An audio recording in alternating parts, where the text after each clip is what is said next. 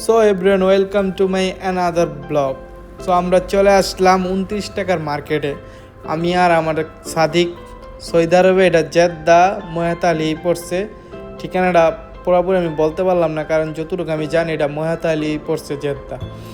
তো মার্কেটে 29 টাকার আমি আর সাদিকে চলে গেলাম। যাওয়ার পরে সাদিকে চিন্তা ভাবনা করতেছে কি কিনবো। এরপর বললো, ভাই আমি একটা গেঞ্জি কিনবো, এক জোড়া জুতা কিনবো, পছন্দ হলে একটা ট্রাউজার কিনবো।